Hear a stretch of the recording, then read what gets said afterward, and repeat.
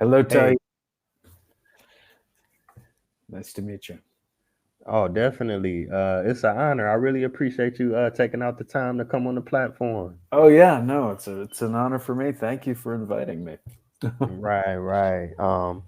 Man, you got a tremendous resume. So, I know you got moves to make. So we're gonna get right into it. A lot of times, you behind the scenes, you're behind the camera. So for the viewers who may not recognize you, let them know what your name is and definitely where you're from.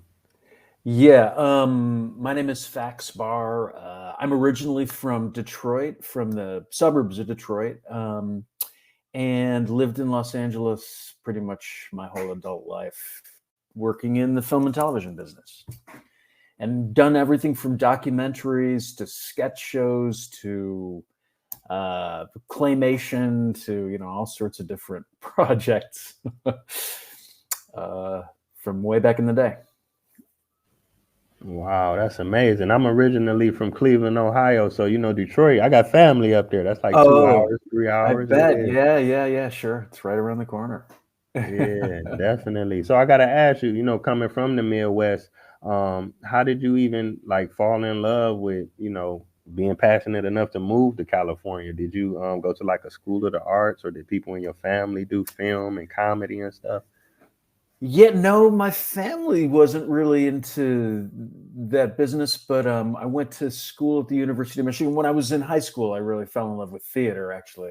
I was like, I'm going to be an actor. So I went to school in Ann Arbor at the University of Michigan and was an actor for a while. And then I just fell in love with filmmaking.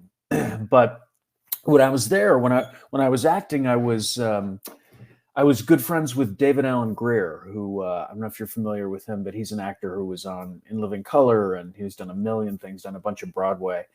But back then, they had a theater company called the Back Alley Players that was not associated with the university at all. And so David and I were friends. We were in a production together, and then he invited me to join that group. So we became quite close, and we're still very close friends. Wow, that's amazing. Yeah, big shout out to him. Definitely a legend.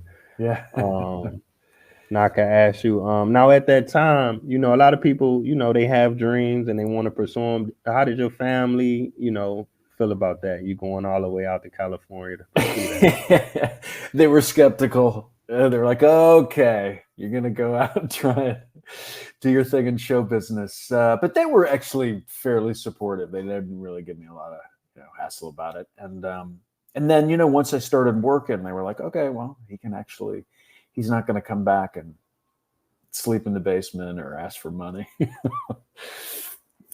So they were good and supportive.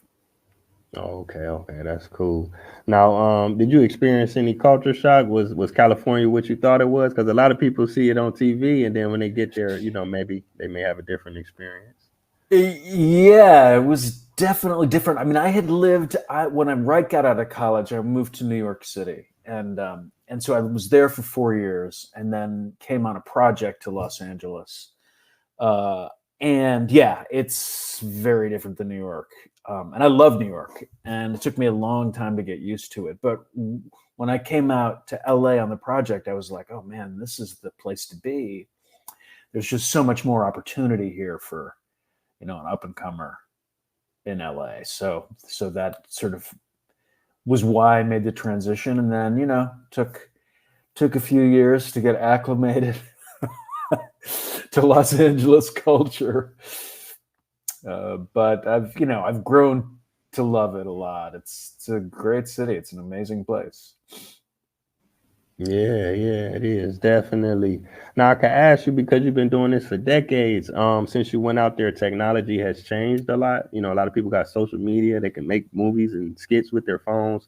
How do you feel about that change? Is it been better for the culture or? I'd say it's a mixed bag. I mean, definitely the democratization of production is amazing, and I've watched it happen. And yeah, I mean, I was in the sketch comedy business for many years, and it's kind of killed it because really anybody could do sketch comedy, and some of the stuff was great. So I'm not knocking it at all, but definitely you didn't have to turn to a network to get your sketch fix. So yeah, I think people being able to express themselves is great, but there's a dark side to it too, and there's a lot of negative stuff that people propagate, and I don't know, we're in a weird place now, I think, with